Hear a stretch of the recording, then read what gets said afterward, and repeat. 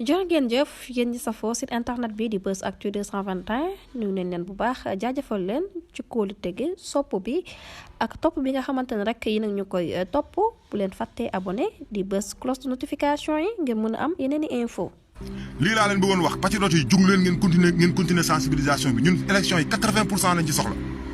80% lañ soxla ci élection yi parce que mën nañ ko am jamono bii may wax ak yéen Bassirou Diomaye Faye mu ngi ak 60% yu dëgër yu mu téye ci loxoom dañ ko yokk ba 80 victoire day leer yan laay waxal patriote yi jug leen victoire day leer Bassirou Diomaye Faye nii sondage yi plus de 60% la ko sondage yi jox les vrais sondages nag laa wax de loolu tax Cosmos daw ñi yoroon pétrole beeg gazu Sénégal bi ñi nekkoon ci gazu Sénégal boo gisee jox ñu daw dañoo def seen sondage yu wóor sondage yi jox leen plus de 60% pour Bassirou Diomaye Faye en tout cas pour Pastef moo xam Ousmane Sonko la war a Bassirou Diomaye Faye lii moo tax waa Cosmos retiré wu ci contrat bi ñu amoon ci suñu gaz bi parce que bëgguñu wax ak Macky Sall jóge fii beneen président ñëw di rëq seen ndigg moo tax ñu rocceeku Union européenne seen communication bi lii moo tax parce que Al Jazeera barki démb moo leen dénoncé ci seen ingérence bi ñu def ci la vie politique de notre pays ñuy jéem raxas seen bopp voilà loolu la ma bëgg ngeen xam ko kon patriote yi jug leen élection day am élection dafay am Macky Sall mënatu ci dara parce que ay soutien am ñu ngi koy bàyyi ay soutien am ñu ngi retiré wu waaw ay soutien am ñoo ngi retiré wu Union européenne ça fait plus de 12 ans Macky Sall mi ngi def ay exactions di violer les lois de ce pays di rey démocratie bi Sénégal di rey état de droit bu Sénégal Union européenne musuñu see wax muy rey ay population sénégalaise di rey jeunesse sénégalaise bi Union européenne musuñu see wax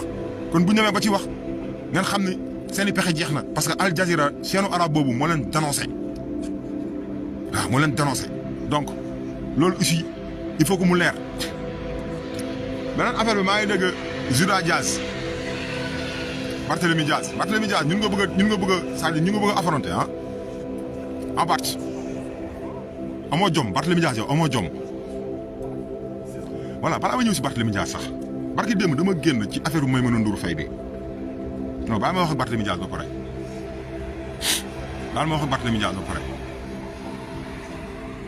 non bàyyi ma jiital bu Maïmouna Ndour Faye bi mu njëkk barki démb dama génn ma joxe sama avis ci agression bi nga xamante ne Maïmouna Ndour Faye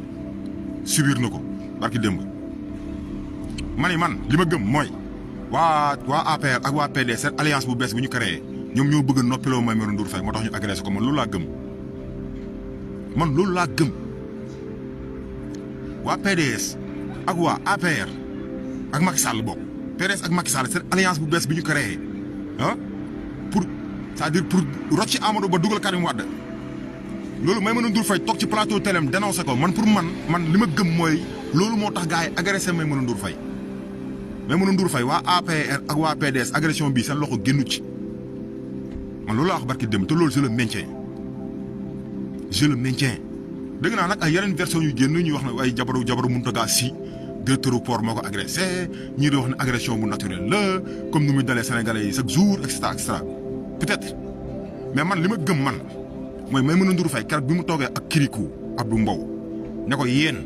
li ngeen bëgg da ngeen a bëgg annuler élection yi pour mën a rocci Amadou Ba pour mën a dugal Karim Wade bi mu ko waxee Abdou Mbow xoolal dafa naroon tàkk ci plateau bi naan ko yow dañu laa yónni yow li ngay wax ni am na ku nekk sa ginnaaw mais Abdou Mbow bi muy wax loolu li sous-entendait Amadou Ba parce que Maïmouna Ndour Faye ak Cheikh Yérim Seck Amadou Ba moo leen engagé moo leen embauché pour ñu gérer ko communication loolu c'est la vérité moo tax bi Maïmouna Ndour waxee tak rek booy Kirikou da ko ne yow am na ku la yónni am na ku nekk sa ginnaaw dafa am conflit il faut que sénégalais yi ñun patriotes ñu xam ne am na conflit bu am seen biir ñoom Macky Sall bëggatul Amadou Ba parce que Amadou Ba bés bu jëlee nguur gi da leen di sacrifier ñoom ils le savent Amadou Ba bés bu jëlee nguur gi pour mu jubóog sénégalais yi moom Amadou Ba pour mu am récupérer la confiance des sénégalais mën a liggéey tranquillement il faut que mu sacrifier waa APR te waa APR ils le savent paraît-il sax Amadou Ba wax na ko am na ay audio yu fuité yi wax ni Amadou Ba dégg nañ ko muy wax lu mel noonu moo tax Macky Sall bëgg rocci Amadou Ba indi Karim Wade bi nga xamante ne moom dafa bokk ci borom ñaari tur yi ba pare voyez voilà moo tax ma gëm ne nag waa APR ak waa PDS seen alliance bu bees bu ñu créé Maïmouna Ndour Faye yaa ngi dégg dénoncé ko loolu moo tax gars yi bëgg a noppaloo Maïmouna Ndour Faye man loolu laa gëm mun naa juum nag mais man lii laa gëm man gëw ma ay patriote yi dañoo doyo Maïmouna Ndour Faye dara Maïmouna Ndour Faye benn instant sax boo seetee indirectement sunu allié la parce que moom mooy invité doomu raam yi ci plateau télém ñuy wax ay musiba ñun ñuy mën a récupérer musiba yooyu pour sensibiliser Sénégalais yi Maïmouna Ndour Faye c'est un mal nécessaire pour ñun àndul ak ñun certes oui àndul ak ñun d'accord nañu mais loolu du suñu problème ñun amuñu problème adversité parce que dëkk bii ñoo ko téye ñun ñoo téye Sénégal ñun patriotes yi ñoo téye Sénégal te dëkk bi dañ koy jël par force mu neex leen ak mu naqare leen dañ koy jël américains yi nañ ñëw ak tubaab yëpp ànd ak yéen dañuy nangu Sénégal parce que Sénégal ñoo ko moom te loolu lañ décidé te loolu la ñuy def dëkk bii ñoo ko moom ñun patriotes yi ñoo ko téye suñu loxo amuñu problème adversité na ñëpp ñëw dem leen ñun ñëpp ngeen ànd yéen ñëpp ñi nga xamante ñoom ñooy candidat au système bi yéen ñëpp dem leen ànd ak ki nga xamante ne mooy Amadou Ba ngeen ñëw ñu jàkkaarloo barki Seydina Mohamed du ñu yendoog yéen amuñu problème adversité ñun loolu sax lañ bëgg ñun ñoo bëgg gars yi ñëw ñu débat ak ñoom ñu def débat ñun loolu lañ bëgg ñun Maïmouna Ndour Faye lan la ñuy dox di ko agressé ñun bien que tooñ nañu te tooñ boobu noonu du tay Maïmouna Ndour Faye yàgg nañu tooñ yàgg na yàq suñu der yàgg nañu saaga yàgg nañu jaay reewande mais ñun loolu safuñu parce que gënuñu réew Maïmouna Ndour Faye lim ñu yàgg accusé ak ñun amuñu si problème parce que loolu dañ koy démonter Maïmouna Ndour Faye yàgg nañu jaay reewande safuñu yàgg nañu saaga safuñu parce que ñoo ko dàq saaga ñoo ko gën a réew moom Maïmouna Ndour Faye kon moom yooyu muy def ñun amuñu problème ak moom voyez te Maïmouna Ndour Faye bi mu waxee loolu bi mu ñu accusé ne ñun ñooy xale yi ñu libéré ñoom ay criminel lañu gars yow jël seen plainte yóbbu kuy dem di plainte ji doo dem di xeex da nga am yoon boo plainte kon Maïmouna Ndour Faye du benn am dañuy duul ñoom ñëpp la preuve ci la may wax nii beneen preuve amaat na ci preuve bi mooy da ngeen gis Macky Sall kañ la gëj a tuité ci situation dëkk bi gis ngeen Macky Sall affaire bi dafa am rek mu daw gaaw Twitter presque bind page la bind texte la bind Macky Sall texte la bind di dénoncer agression Maïmouna Ndour Faye bi di ko diriger ci ñeneen ñi ñoom ñëpp sax Barthélémy Diaz Juda Diaz ñoom ñëpp ak journaliste prostitué yi nga xamante ne ñoom ñoo nekk ci dëkk bi te loolu yàgg naa ko wax man yàgg naa leen dénoncer journaliste prostitué yi yàgg naa leen wax ne journaliste yu bëri Sénégal ay prostitué lañ te ki ci jiitu nag ci journaliste prostitué yi mooy ko jiite seen syndicat bi mooy Bamba Kassé mooy premier cogg ci journaliste yi Bamba Kassé dama xamul la ma tax journaliste yi ngeen bàyyi ko mu leen di jiite ba tey Bamba Kassé ay Pape Alé Niang jóg leen ngeen jëlee Bamba Kassé foofu mu nekk Bamba Kassé c'est un corrompu la preuve mu ngi nii nee nañ ñoom nee nañ ay intellectuel lañ nee nañ ay légaliste lañ dégg nga ñoom nee nañ ci loi la ñuy dox nee nañ dañoo respecté loi bi nee nañ dañoo respecté le peuple sénégalais mbir am xaaruñu enquête xaaruñu dara ñu daw génn gaaw commencé accuser ay nit parce que loolu moo arrangé nguur gi gis nga leen affaire bi dafa am ñu daw gaaw commencé accuser waa Pastef parce que nguur gi la ñuy liggéeyal Bamba Kassé nguur gi lay liggéeyal loolu sénégalais xam leen ko Bamba Kassé bi jiite syndicat journaliste yi c'est un corrompu jusqu'à la moelle c'est un corrompu voilà loo xamante ne nii ñun ñi nga xamante ne jànguñu sax ñun ñoo ko war a def ñoom li ñu def ñoom ñun ñi nga xamante ne jànguñu ñun ñoo ko war a def ñun ñoo war a gis benn affaire rek ah daw gaaw daal di si maanaam daal di si tiré ay conclusion daal di si def ay commentaires actifs pour ñun la ñun ñu jàngul ñun nga xam du ñu ay intellectuel ñun ñoo war a def ay commentaires actifs mais pas ñoom mais da ngay gis ni ñoom affaire bi dafa am rek ñu daw gaaw commencé accuser ay nit di accuser ñi nga xamante dañ leen a libéré te plainte Maïmouna Ndour Faye bi yokku leen ko dugal leen si yeneen tur yan collectif bi laay wax collectifu prisonniers politiques yi seen plainte bi yokku leen ci ay tur parce que du Maïmouna Ndour kese du Maïmouna Ndour Faye kese dégg ngeen Bamba Kassé dégg ngeen leen ñoom ñooñu Barthélémy Dias boole leen ci turam ñoom ñëpp nañ ñëm wuy ji nday yoon ñoom ñëpp porté leen plainte boole leen seen tur ci plainte bi yow nu mu tur sax Diop Taïf yow laay waxal bu fekkee sama vidéo bi dégg nga ko Diop Taïf Barthélémy Dias boole ko ci plainte bi Bamba Kassé bii jiite journaliste yi boole ko ci plainte bi dem leen ngeen jël vidéo yi képp ko leen dégg muy accusé ñi nga xamante ne ñoom ñoo détenu politique yi ci problème Maïmouna Ndour Faye bi dugal leen turam ci biir plainte bi bu fi Macky Sall jógee ñu li jënd seen affaire ñoom ñëpp dinañu wuyu dinañ ñàpp ndeyama présenté seen excuse mbaa ñu dal seen kaw c'est tout waaw mbala yoon dal seen kaw dégg naa leen ñuy duul ay Pape Djibril Fall mën a fen yàgg a baax Pape Djibril Fall dëgg naa ko moom it mu génn profité di fen naan moom sax ci boppam xam nga li dal may mën Ndour Faye dal na ko di def lien bi entre keroog bi mu ñëwee ci manifestation bi ñu ndox ko jëlee ko fa xëpp ko ay ndox xëpp ko ay suuf mu dem tuddee ko menace de mort dégg nga dem tuddee ko tentative de meurtre yow ñu xëpp la ndox xëpp la suuf nga ne dañ la bëggoon rey yow Pape Djibril Fall man daal man cot man Sénégal dëgg Sénégal am na problème ñun dëgg dañoo am problème ay góor yaay même a ñeex rek ñoo bëgg a taxaw jël réew mii barki Seydina Mohamed Sénégal xupp leen seen bët yi Sénégal yeewu leen ay góoru waañ Pape Djibril Fall góoru waañ la xam ngeen góoru waañ dama ne moom moo ko waxat man tuuma la ma ko de moom moo ko wax moom moo ne moom ci wetu maamam la doon toog yaay même a ñeex yooyu noonu ba Pape Djibril Fall boobu moo tax lu xew mu ne dañ ko agressé lu xew mu ne dañ ko bëggoon rey dégg ngeen ko Pape Djibril Fall tam daw na si ñëw na dugg ci li collectif dégg nga prostituée yi parce que moom sax de base journaliste la dégg nga kon yéen laay waxal Diop Taïf bu fekkee yaa ngi dégg sama vidéo bi Diop Taïf plainte bi ngeen préparé pour Maïmouna Ndour Faye te na ngeen ko maintenir ah Maïmouna Ndour Faye plainte am boobu noonu maintenir leen ko bu ngeen ko roccee rek dañ leen accusé bu ngeen koy rocc ñu naan yéen la maintenir leen plainte bi ngeen yokk ci turu Barthélémy Dias yokk ci turu Pape Djibril Fall yokk ci turu ñëpp ñoo xamante ni tey jii jël nañ ay conclusion yu hâtive bay ba leen di tuumaal yokk leen seen tur ci plainte bi na fees dell parce que yoon day dellu siwaat ci place am ñu lijjanti leen mais nag ñoom ñooñu ñëpp parce que jigéen Macky Sall loolu moo leen noonu wan ni ñoom ñoo ko agressé man position bi ma taxaw man ci laa taxaw waa PDS ak waa APR ñoo agressé Maïmouna Ndour Faye man loolu laa gëm moo tax affaire bi mu amee teg dañoo daw gaaw def récupération bi daw gaaw xam nga maanaam xam nga di effacé wu ku dugg ci waañ bi nga ne taal nga ne këpp ma ñeex bi c'est tout li ñu def mooy ku dugg ci waañ bi nga ne man tuuru ma ñeex mi Maïmouna Ndour Faye dañ ko agressé ba pare rek gars yi daw ne waa Pastef la daw dañ booy détenu politique yi la te enquête amul dara amul dara amul loolu mooy ku moom xar bi nga bàyyi buum bi la moo tax tooguñu xaar ba enquête yi mat ba enquête yi leeral kan moo agressé Maïmouna Ndour Faye mais finalement lan moo ci mujj am dañu di gis après bu ñëwee paaka mburu lañ ko agressé dañoo jël ay nangamam te nee nañ man gis naa journaliste buy wax ci collectif journaliste yi xamul turam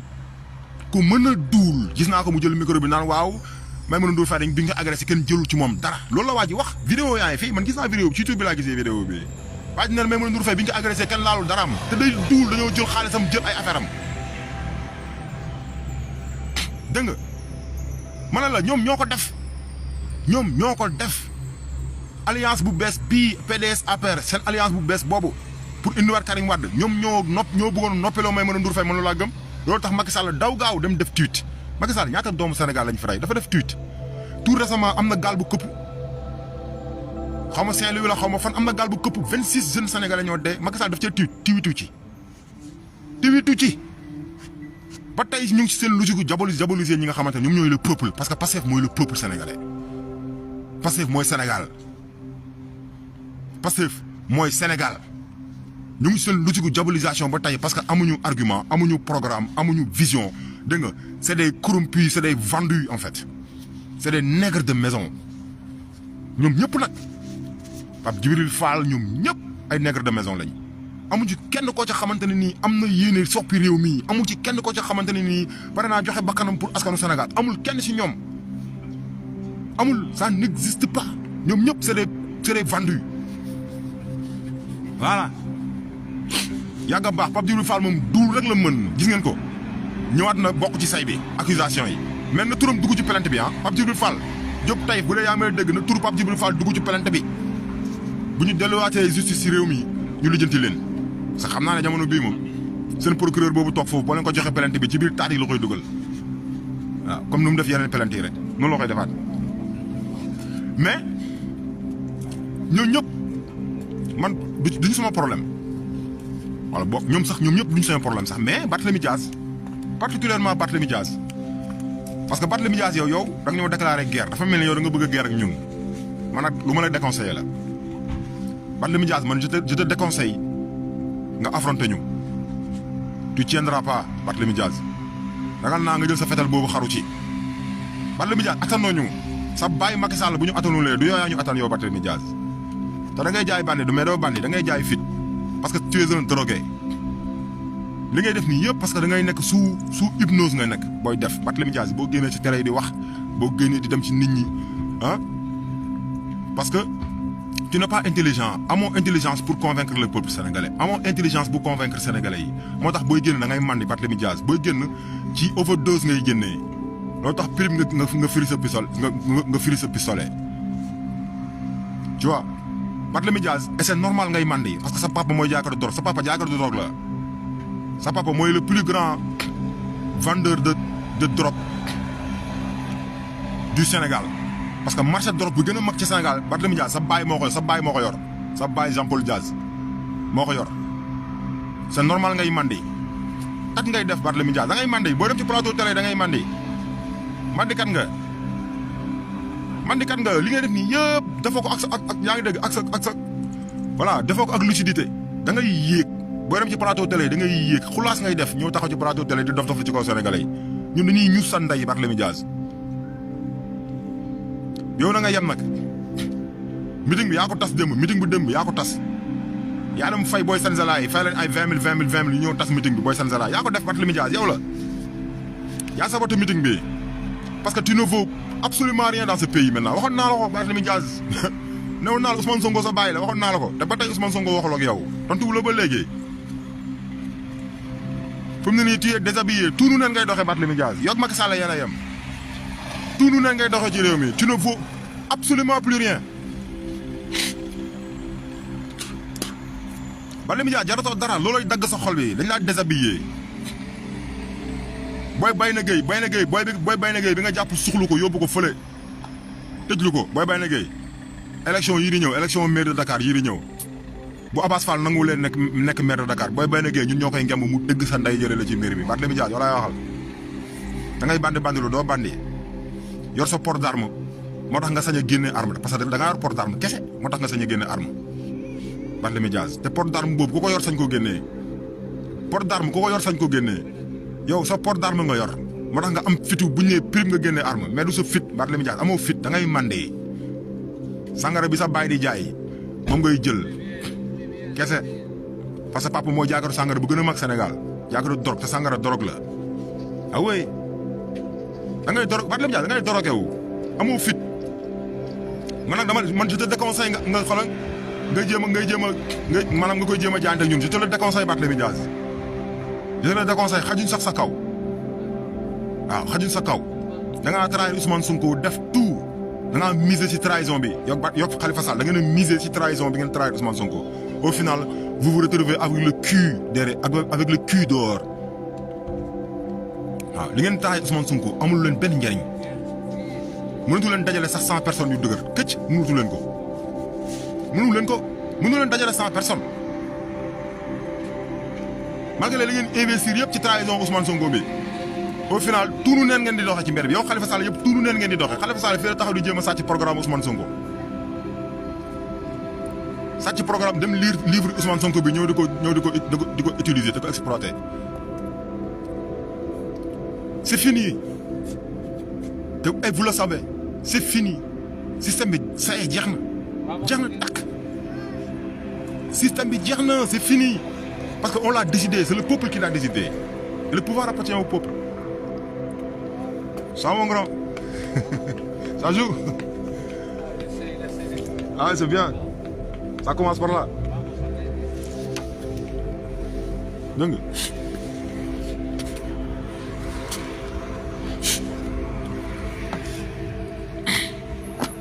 da nga Barthélémy Dias da nga ne investir ci trahison bi ngeen trahir Ousmane Sonko au finish ngeen di doxee tuunu neen ci dëkk bi Barthélémy Dias looloo métti tu es devenu plus impopulaire que avant même waaw tu es devenu plus impopulaire que avant même loolu moo la métti Barthélémy Dias et ça regarde day continuer Barthélémy Dias da nga dem ba yow sa quartier boobu sax dootoo fa xajati man maa la ko wax sa quartier boobu xaaral ba booy Bayna Gueye génn xaaral ba Bayna Gueye fu mu ne nii tu sens le coup venir mais bu Bayna Gueye génne ngay am confirmation que ne Barthélémy Dias tu ne vaux plus absolument rien dans ce pays bande portugais da ngay dellu da ngay dem fële na la Cap Vert xaw ma Portugal ngay dellu Barthélémy Dias parce que portugais nga waaw doo sénégalais comme que léegi yow da ngay dem di créer ay violence da ngay jël doomu sénégalais di leen maanaam di leen boole ñuy pour ñu reyante parce que démb foofu ay crime mënoon na fa am foofu démb booy sénégalais bi ñu ñëwee foofu mënoon na am crime léegi yow Barthélémy Dias kon yow loolu maanaam taxawaay boobu nga am léegi ci dëkk bi quoi bëgg ba ma doomu Sénégal ñu reyante seen biir waaw li Barthélémy Dias léegi yow préparé rek nga xaar le retour du bâton waaw préparé nga xaar le retour du bâton bande de chien espèce de drogué da nga yaakaar ne yow sénégalais yi yow saa mën nga nax nit ñi quoi yow Barthélémy Dias kat ngay def boo ñëw ci plateau télé da ngay mandi booy préparé dem ci plateau télé kii da ngay kat ngay def Barthélémy Dias da nga def attention sa arme boobu ngay génne tout le temps noonu da nga def très attention Barthélémy Dias waaw defal très attention parce que légitime défense dafa am ci dëkk bi prime nga génne sa fetal naan da ngay tiire légitime défense dafa am ci dëkk bi Barthélémy Dias yow amoo fi maam bu fi liggéey ci dëkk bii loo xamante ne yow Barthélémy Dias war nga fi mën a taxaw di rey ay nit ba pare di ci génn c'est que Macky Sall moo nekk un lâche waaw Macky Sall moom moo nekk un politicien professionnel moo tax Barthélémy Dias nga échappé à la justice sénégalaise Barthélémy Dias di nga xam ne dëkk bii amoo fi maam bu fi liggéey fii ba ñu ne prime nga génne sa fetal naan da ngay tirer ci kaw sénégalais yi da nga def très attention nag parce que légitime défense du exister la waaw ci dans tous les livres religieux d'abord te dafa exister ci loi wu Sénégal légitime défense Barthélémy Dias dafa très attention koo jotal léegi génne sa fetal boobu noonu na nga def attention espèce de soulard que tu es parce que sa baay day jaay sàngara moo tax nga doon soulard c'est normal voilà c'est normal. fi mu tëjee vidéo bi nag mooy journaliste sénégalais yi yéen journaliste sénégalais yi yàbbi leen doomu jàmbur yi vous êtes tous des vendus la plupart en tout cas d'entre vous êtes des vendus vous êtes des prostituées journalistiques comme ni ko seen naataango boobu waxoon Serge de Beckett vous êtes des prostituées waaw vous êtes des prostituées parce que li ngeen def nii c'est de la prostitution mun leen nekk ci dëkk boo xamante dafa am ay loi am ay règlement am ay voilà am loi am lépp maanaam crime délit am ngeen bëgg a daw gaaw di ci tirer ay conclusion di ko jiiñ ñenn ñi pourquoi ngeen di def loolu c'est parce que loolu moo arrangé Macky Sall kon vous êtes des prostituées de Macky Sall en fait vous êtes des putes de Macky Sall yéen journalistes yi Bamba Kassé yow tu es en tête yow Bamba Kassé te li may wax nii du man maa leen ko accusé seen mbokk journaliste moo ko wax Serge de Beckett moo ko wax boo demee internet da ngeen fekk sa citation Serge de Beckett citation bu mu def ci ay journalistes yu mel ni yéen parce que loolu ngeen def mun leen fi ñëw mbir amul enquête amul dara amagul ngeen ñëw di accuser ay nit mun leen yàbbi Ousmane Sonko dañ ko mënul yàbbi bu fekkee seen bàyyi Macky Sall moo mënul dara ci Ousmane Sonko asumaax yéen parce que yéen ñun ngeen tollool ñun ñoo jëflante ak yéen da ngeen foog ne média bi yéen a ko moom parce que xam ngeen ni yéen vous valez absolument rien dans ce pays métier bi ngeen def aayu leen ci mënu leen ko ba war ci mën a tekki moo tax il faut que ngeen joxe seen taat yi parce que amu leen tempo ki nga xamante ne mooy Pape Alé Niang les vrais journalistes ñoom la sénégalais nawloo ci dëkk bi ñoom Mame Birame Wathie ñoom Babacar Touré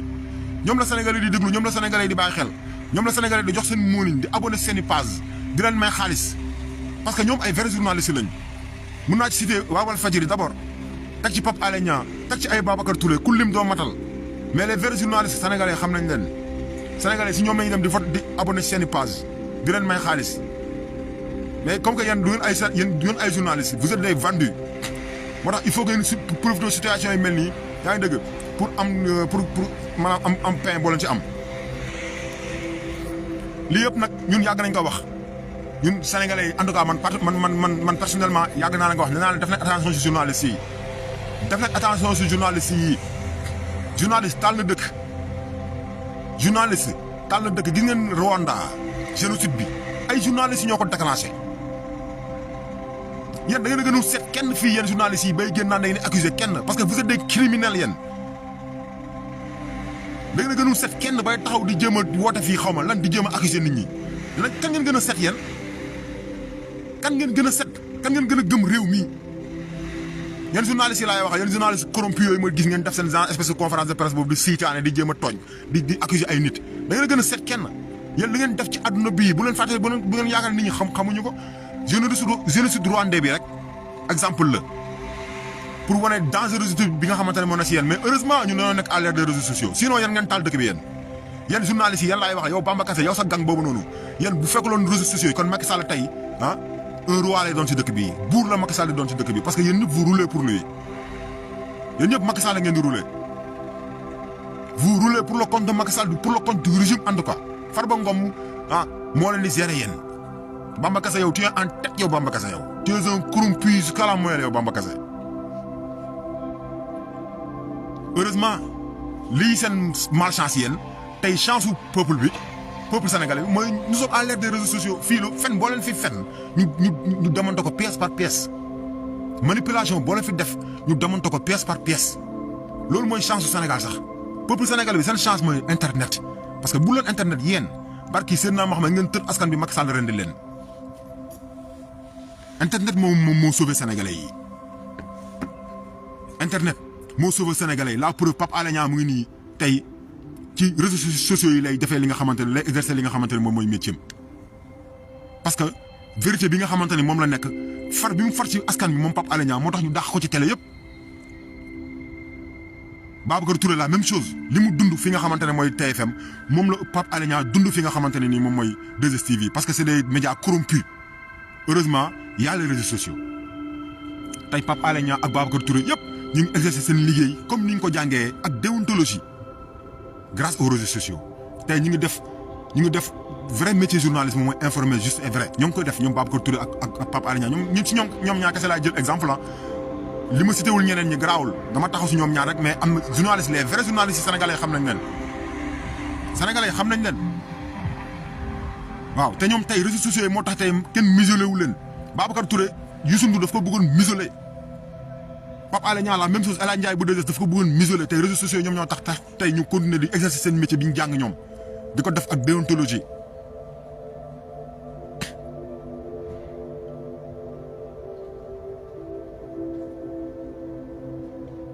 yéen vous êtes dangereux yéen a gën a dangereux sax booy yi ngeen di accuser yéen yow Bamba Kassé yow laay waxal yow sa clique boobu noonu vous êtes plus dangereux que booy yi ngeen di accuser yéen parce que booy dangereux wuñu booy li ñuy def mooy résistance boo xamante ne constitution bu Sénégal moo leen ko autorisé permettre ko ba pare c'est-à-dire protéger leen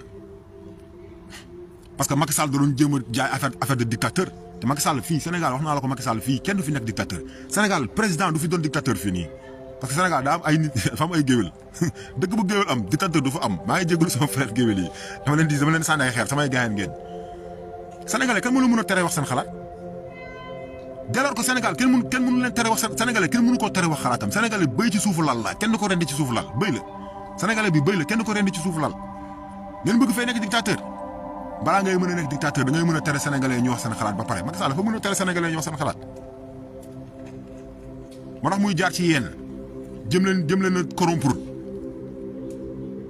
yéen a gën a dangereux sax force spéciale bi nga xamante ne ñoom ñoo ko créé yéen leen gën a dangereux yéen bus bi nga xamante ne nii moom lañ taal fële yaraax dëgg naa la ngeen koy utiliser ndax ay enquête ñoo wax ni bus bi ñii ñoo ko taal bus bi ñu ko taal ndax nañ leen jàpp est-ce que jàpp nañ leen bus bi ñu ko taal laaj leen ko Antoine Diome moom xam na ko. ñi taal bis yu yaraax bi ñi ko taal Antoine Diome xam na leen te bis yu yaraax bi gisuñu fenn fu ñu fa génnewee ay néew amul fenn fu ñu gis ñu génnee ay néew ci bis bi amul lan moo tax ngeen di utiliser bis boobu parce que vous êtes des corrompus vous êtes des prostituées yéen ban enquête moo génn ci bis tata bi bu mu leer nañu sénégalais yëpp xam ko journal yëpp relayé ko que ne enquête bi génn na tiré na ay conclusion nee na diw ak diw ñoo ko def fii lañ ko defee ñii lañ ko defee et cetera amul mais maa ngi leen di gis ngeen utiliser bus yaraax bi Pape Djibril Fall moom yow mi wax ni yow candidat nga Pape Djibril Fall si boppam dégg naa ko mu utiliser bus yaraax bi mais on est dans quel pays yéen vous vous croyez où vous vous croyez où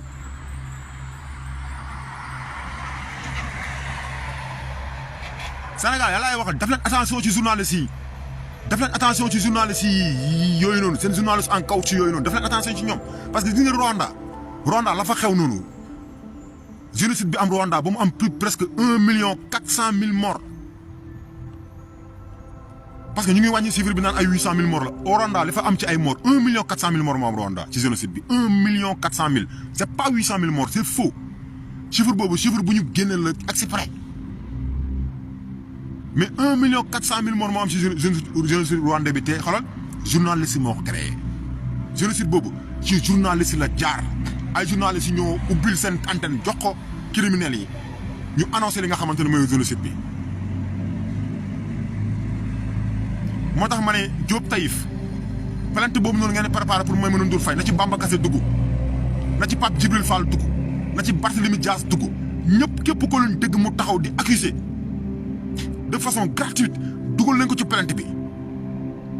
na turam dem ci plainte bi parce que lii lu ñuy bàyyi muy jàll ñoom ñoo gën a nekk doon ay criminel ci dëkk bi ba pare bëgg sëf nit ñi ba pare bëgg accuser nit ñi Pape Djibril Fall taxawul fi fen yu tooy képp daan ne dañ ko bëggoon assassiner di duula ko dajale moom Pape Djibril Fall ah bëggoon fi indi ay guerre maanaam bëggoon fi indi guerre si Pape Djibril Fall li mu def dafa garaaw ah Pape Djibril Fall li mu wax lu garaaw la parce que dafa dajak ay joolaa yi naan ko waaw ñun ay joolaa lañ moo tax ñu ànd ak Ousmane Sonko loolu mën nag indi guerre civile ci dëkk ñii c'est des gens c'est des personnes dangereuses lii war ñu ko bàyyi mu jàll gis nga lii nii patriote yëpp nañ ci live nañ ci commentaire nañ ko dénoncer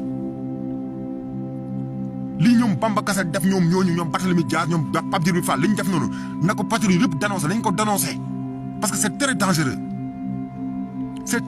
li ñu def ñii ay nit yu dangereux la ñu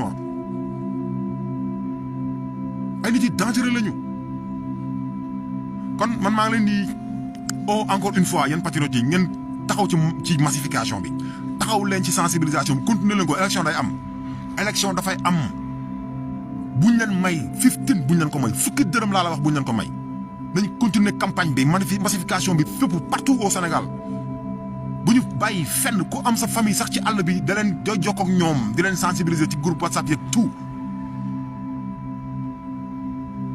lii nii c'est un tournoi bi war ñu ko raté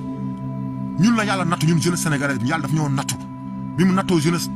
malienne bi dañoo assumer yàlla bi mu nattoo jeunesse burkinabé bi dañoo assumer bi yàlla nattoo jeunesse nigérienne bi dañoo assumer ñun nag ñun suñu tur la ñun jeunesse sénégalaise bi yàlla nattuñu nañ leen ko assumer nañu jóg lijjanti réew mi parce que suñu sag la déjà nañ leen jóg lijjanti réew mi massification bi nu continuer groupe WhatsApp yi bu leen bàyyee dara na message yi dem ba ci fin fond Sénégal yi dafa message yi dem sensibiliser leen ñëpp xamal leen carrément li nga xamante ne mooy situation bi xew ci réew mi ay vauriens ay assassins dégg nga maam ay traîtres ñoo taxaw pour maintenir sénégalais ci esclavage bi ñu nekk depuis toujours nañ leen sensibiliser ci par tous les moyens ce combat là c'est le nôtre ñun la jeunesse sénégalaise c'est le nôtre sunu combat